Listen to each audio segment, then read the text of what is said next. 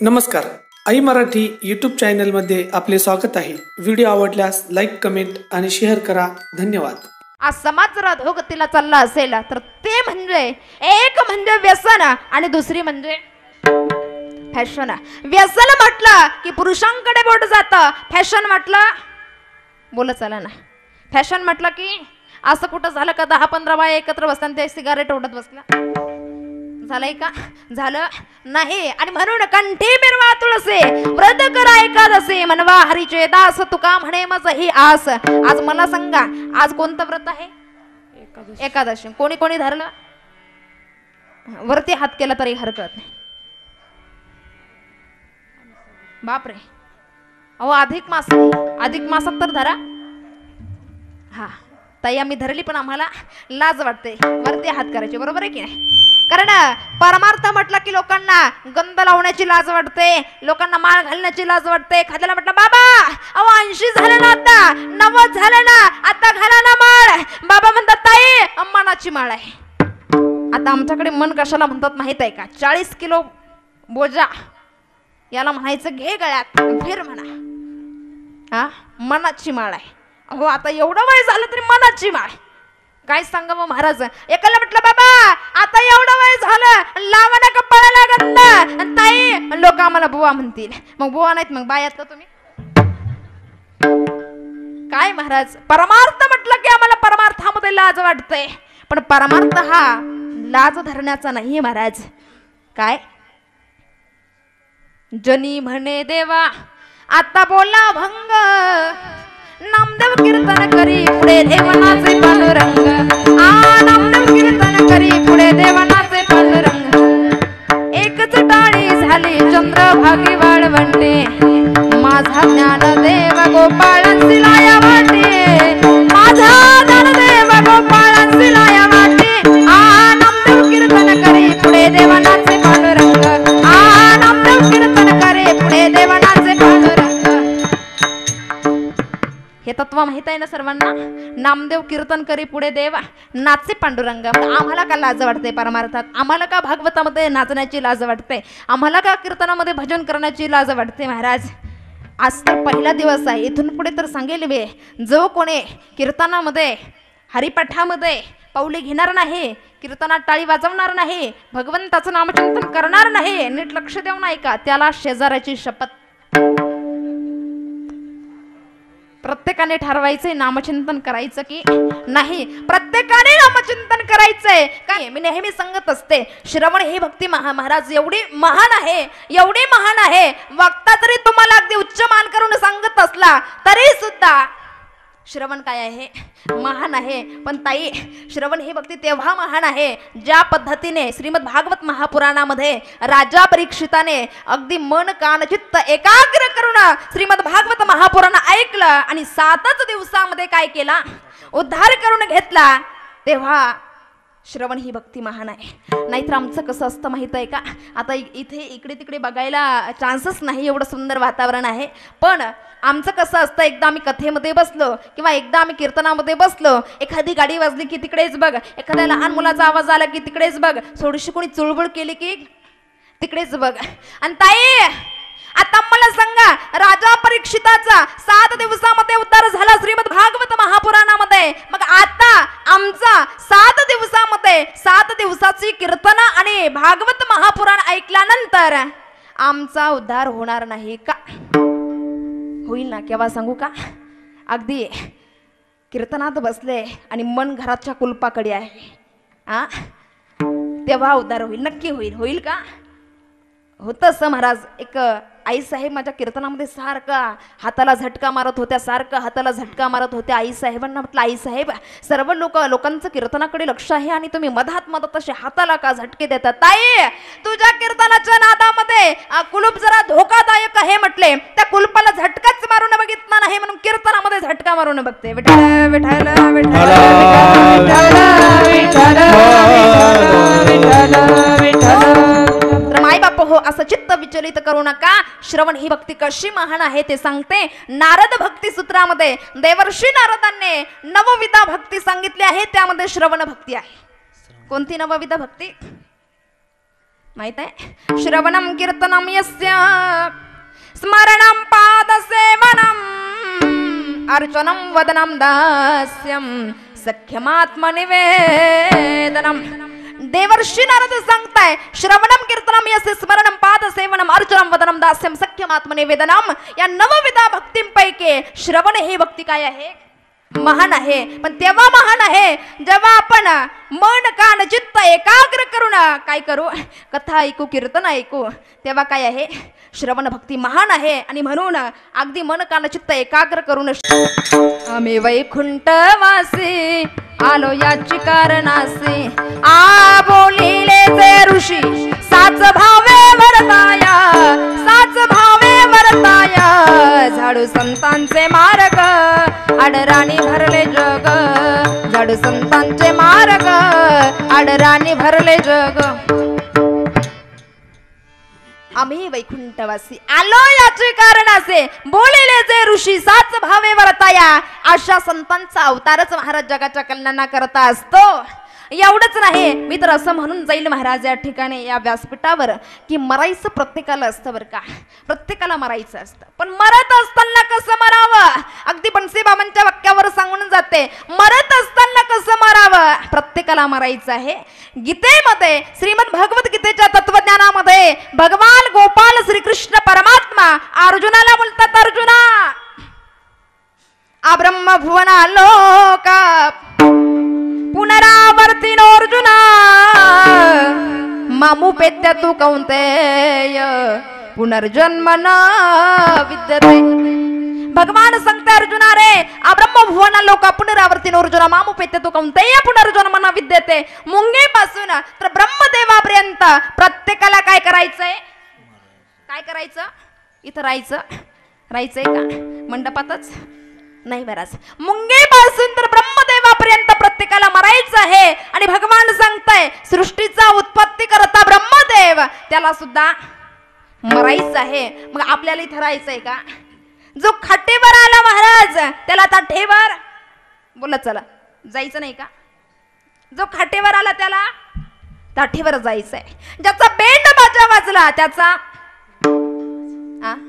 नाही वाजणार बोंबल बाजा. ज्याचा बेंड बाजा वाजला त्याचा बोंबल बाजा वाजणार आहे. एवढंच नाही, ज्याचे पेढे खाल्ले त्याची बुंदे नाही खायची का? ज्याचे पेढे खाल्ले त्याची बुंदे खावाच लागते.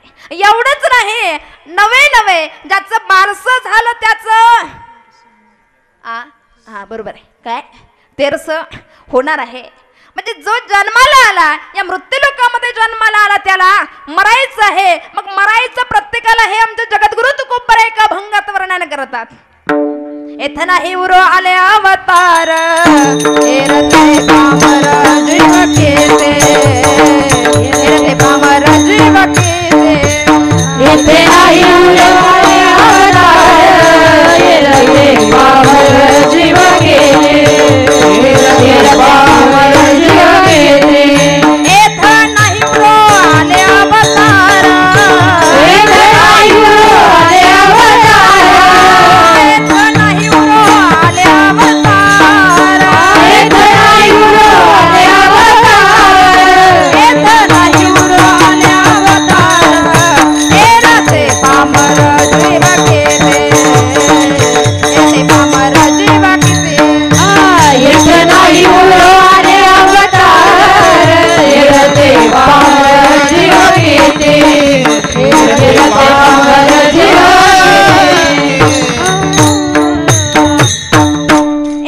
हिरो आले अवतार एरते पामर जीवा किते. मुंगेपासून ब्रह्मदेवापर्यंत सर्वांना मरायचं आहे. पण मरत असताना कसं मरावं? आमच्या बनसी बाबांसारखं मरावं. कसं? उत्तमाची उरे कीर्ती मागे, उत्तमाची उरे कीर्ती मागे, उत्तमाची उरे कीर्ती मागे, उत्तमाची उरे. तुका म्हणे का मरण्याची सारे, तुका म्हणे का मरण्याची सारे, तुका म्हणे का मरण्याची सारे, तुका म्हणे का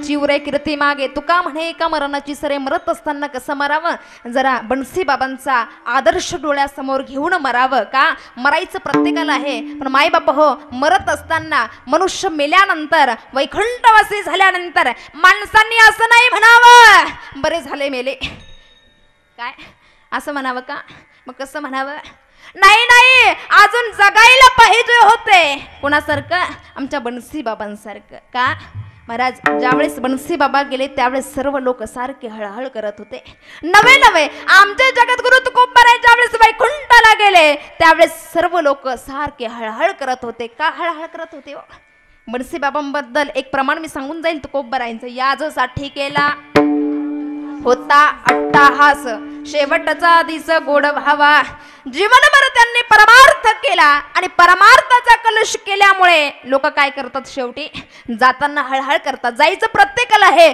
पण जात असताना मागे काहीतरी कीर्ती ठेवून गेलं पाहिजे त्याला काय म्हणतात जीवन जगणं म्हणतात विठ्ठल विठ्ठल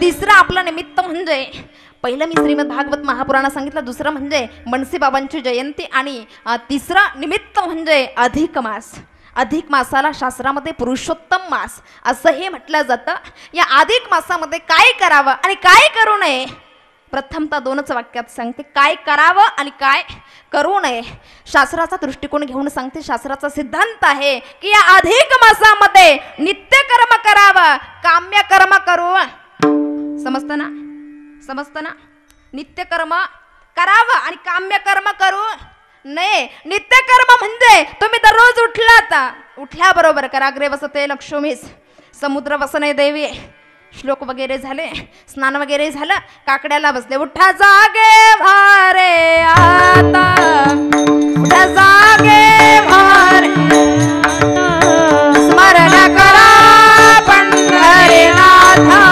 स्मरण करा पंढरीनाथा भावे चरणी ठेवा माथा भावे चरणी ठेवा माथा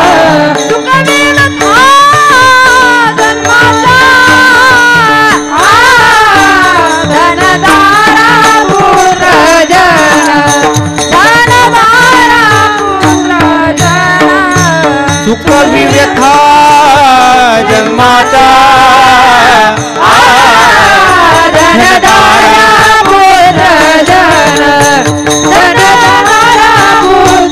जन उठा जागी भारे आता स्मरण करा पंढरीनाथा भावी चरणी ठेवा माता सुख विव्यथा जन्माचा जागे भारे आता स्मरण करा पंढरीनाथा भावी चरणी ठेवा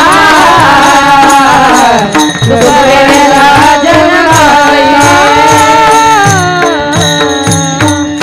उठा जागे वारे आता स्मरण करा पंढरीनाथा भावे चरणी ठेवा माता चुकवी व्यथा जन्माचं याला काय म्हणायचं नित्यकर्म म्हणायचं काय काकडा झाला की लगेच हरिपाठ झाला की लगेच विष्णू सहस्रनाम गीतेचं अध्ययन ज्ञानेश्वरीचं पारायण याला काय म्हणायचं अधिक मास जो आपण ग्रंथ लावतो त्या ग्रंथाचं पारायण याला काय म्हणायचं नित्यकर्म म्हणायचं काम्यकर्म म्हणजे वाईट कर्म जास्त खोल जाऊन मी काम्यकर्माबद्दल बोलणार नाही काम्यकर्म म्हणजे वाईट कर्म करायचं नाही कोणत्या महिन्यात अधिक महिन्यात अधिक मास फक्त करायचं ते नित्यकर्म एवढंच नाही शास्त्र सांगता अधिक मासामध्ये ब्रह्ममुहूर्तावर उठायचं लेट उठायचं उशिरा उठणारा कोण हा कोण सूर्यवंशी कधी उठायचं मग अधिक मास तुम्ही उठता ना सर्व म्हणजे मला जरा शंका येते बरं का म्हणून विचारताय विठ्ठल विठ्ठल अधिक मासच्या महिन्यात कमीत कमी शास्त्र सांगतं 4 ते 6 या दरम्यान प्रत्येकाचं स्नान व्हायला पाहिजे पण ते स्नान कसं व्हायला पाहिजे घरी नाही बरं का एकतर नदीवर किंवा तीर्थावर असा अधिक मासचा नियम आहे एकतर नदी किंवा तीर्थ एकदा स्नान केलं की घरी यायचं देवपूजा वगैरे करायची जे मी तुम्हाला आता नित्यकर्म सांगितलं हे नित्यकर्म कधी करायचं अधिक मास महिना संपल्यावर बरोबर ना हा म्हणजे तुम्ही जागे आहेत असं म्हणायला हरकत नाही. विठ्ठल विठ्ठल विठ्ठल विठ्ठल विठ्ठल विठ्ठल. कधी करायचं? अधिक मास महिन्यात करायचं. एवढंच नाही, अधिक मास महिन्यामध्ये काय काय सत्कर्म करावा, काय काय दान करावं. चण्याची डाळ वा चणे दान करावे, तुरीची डाळ दान करावी, तुपाचं दान करावं, सोन्याचं दान करावं, गळ्यातलं सुद्धा चालेल असं सांगते मी, चालेल. गळ्यातलं सुद्धा सोनं दान करायचं आहे ना, सोनं चालेल. चांदी म्हणजे ते पायातलं काढून दिलं तरी चालेल, पायातलं सुद्धा चालेल. म्हणजे सोनं दान करायचंय, चांदी दान करायची, तूप दान करायचं, दही दान करायचं, डाळ दान करायची. का? जर तुम्ही मायबाप हो, जेवढं तुम्ही अधिक मास महिन्यामध्ये जेवढं दान कराल तेवढी फलप्राप्ती तुम्हाला निश्चित इतर महिन्यामध्ये होणार नाही. का? तर हा पुरुषोत्तम मास आहे आणि तो काय दरवर्षी येतो का? नाही महाराज. त्यामुळे काय करायचं? अधिक मास महिन्यात जेवढं जेवढं तुम्हाला दान करता येईल. शास्त्रकारांनी श्रीमद भागवत महापुराणामध्ये खरी तर 5 दान सांगितली: भूदान, गोदान, कांचनदान, अन्नदान आणि ज्ञानदान. आणि नाहीच कळलं तर मतदान फिक्स आहे. विठ्ठल विठ्ठल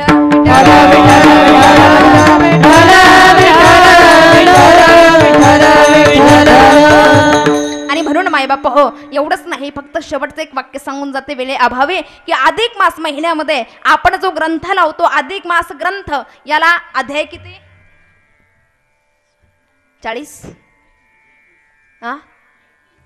31. क्या बात आहे. किती? 31-30 अध्याय आहेत. या सर्व अध्यायांचं वाचन दररोज किती अध्याय करायचा?